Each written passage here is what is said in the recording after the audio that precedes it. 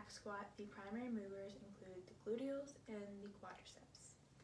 So to do a back squat, you need a bar. So get your bar ready.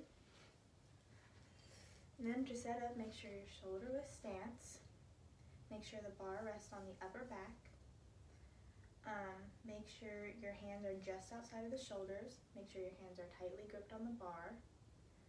Make sure that your elbows are pointed back and that your hips descend backwards and then down. And when you go down, make sure that your hips are lower than your knees and make sure that your lumbar curve is maintained. Also, keep your heels down and your knees in line with your toes. So for example,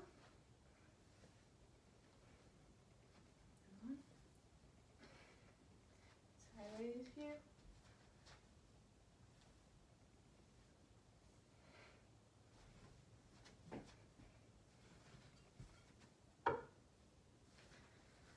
The primary points of performance in a back squat include a good setup.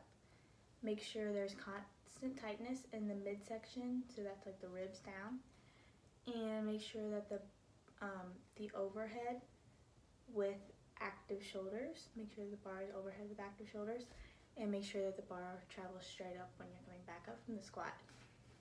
A common fault in the bar squat is the turtle shell squat. It's when you're coming up, you have a rounded spine instead of the lumbar curve.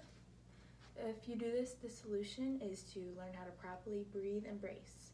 So take a deep breath of air and then feel it fill your stomach. And then once you do this, brace your core, and I'll make sure that your spine stays in the lumbar curve.